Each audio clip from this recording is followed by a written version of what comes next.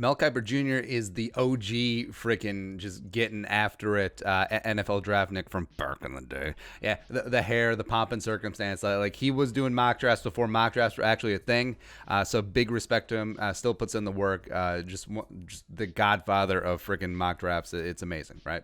So he released his mock draft 4.0, and we looked through for the Vikings.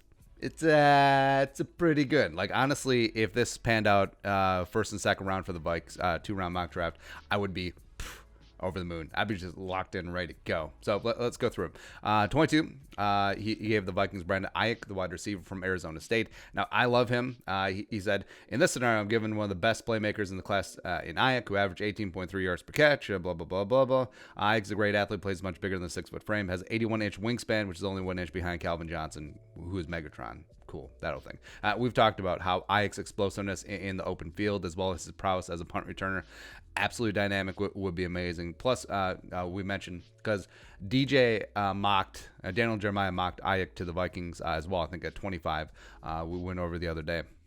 But also, don't sleep on Zimmer and Marvin Lewis's connection. Marvin Lewis works in Arizona State now, so he's going to be able to get a lot of inside info on Ayuk, which is really important, especially this draft season when everything shut down because of the Rona. So a lot of teams aren't able to do all the background checks and dig, like, how is Ayuk in practice? How is it with his teammates? How is he in the classroom? How is he on the sidelines? All that other stuff. Vikings will be able to get to know all this information, Ayuk, from Marvin Lewis. So I think that's really important there.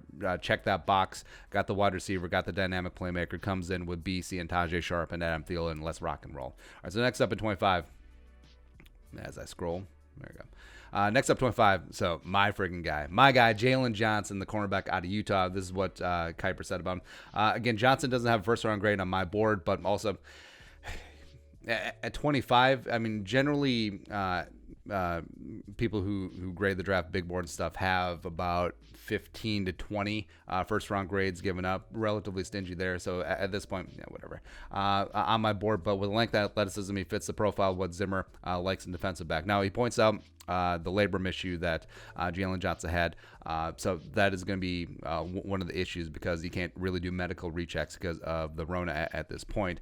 But he should be good to go if Vikings and Sugarman are completely good with it. I do think that he brings the length and athleticism, as well as just get after it, alpha dog, a little bit of gambler. Don't get me wrong, he does get burned on some big plays, but again, much rather have that than a dude who just sits back and just sort of takes it. Like Trey Wayne's a little bit passive. I like aggro cornerbacks. That's why I like Gladney. That's why I like Jaylen Johnson, etc. And also, you note that he went cornerback here over Fulton, over Benegene, over Damon Arnett from Ohio State, over Jeff Gladney as well. So it is pretty impressive. That is an impressive tier of cornerbacks that the Vikings decided to go with Jaylen Johnson at this spot. Kiper likes it there. Lastly, 58. So you're coming out of day one. You got the wide receiver. You got the cornerback. You're good to go. Looking at 58, eventually. There we go. Nailed it.